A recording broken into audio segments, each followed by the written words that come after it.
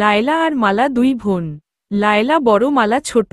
একদিন লায়লা মালাকে বলল, বলছি কি, বাবা মা মারা যাওয়ার আগে বলেছিল তারা মারা গেলে আমরা যেন সম্পত্তিগুলো ভাগ করে নিই। ঠিক আছে দিদি, তুমি যা বলো তাই হবে। ঠিক আছে তাহলে চল, আগে গিয়ে কেথাটা ভাগ করি। ঠিক আছে চলো। তুই দিনের বেলা নিবি আর আমি রাতের বেলা নিব। ঠিক আছে দিদি, তাই হবে। দিনের বেলায় মালা কেথাটা শুকিয়ে রাখে আর রাতের বেলায় লায়লা আরামে ঘুমায় আর মালা শীতের রাতে কাঁপতে থাকে।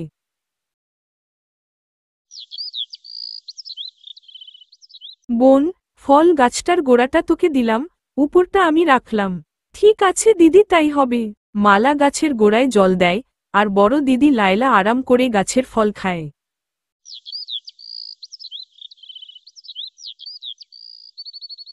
বোন, গরুর সামনের দিকটা তোকে দিলাম, পেছনের দিকটা আমি নিলাম। ছোট বোন মালা এতেও রাজি হয়ে যায়।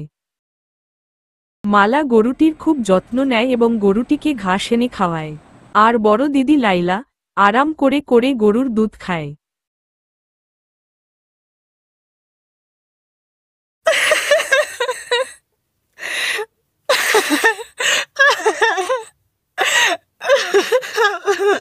কি হলো মালা, তুই এইখানে মন খারাপ করে কেন বসে আছিস?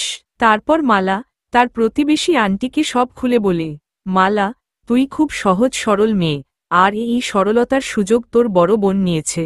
আমি তোকে একটা বুদ্ধি দিচ্ছি, তুই আমার কথা মতো সব কাজ করবি। তারপর মালার প্রতিবেশী আন্টি মালাকে সবকিছু বুঝিয়ে দেয় কি করতে হবে। তারপর মালা তার বাড়িতে চলে যায়। তারপর সে ঘর থেকে কাঁথাটা এনে ভিজিয়ে দেয়। পরদিন সকালে দিদি লায়লা মালাকে এসে বলল, কি রে মালা, তুই কাঁথাটা ভিজিয়ে দিলি কেন? রাতে আমি পড়েছিলাম, কত ঠান্ডা লাগছিল। দিনে তো ক্যাথাটা আমার, আমি যা ইচ্ছে করতে পারি। তারপর যখন লায়লা গাছে ফল খেতে উঠে তখন মালা গিয়ে গাছের গোড়া কাটার ভান করে। মরে গেলাম গো, মরে গেলাম। তারপর বড় বোন লায়লা যখন গরুর দুধ দোয়ায় তখন মালা গরুটির কানে গিয়ে সুরসুরি দেয় এবং গরুটি এক লাথি মেরে বড় বোন লায়লাকে দূরে ফেলে দেয়। তারপর বড় বোন তার ভুল বুঝতে পারে এবং ছোট বোন মালার কাছে ক্ষমা চায়। এরপর থেকে তারা দুই বোন সুন্দরভাবে মিলেমিশে সুখে শান্তিতে দিন কাটাতে থাকে।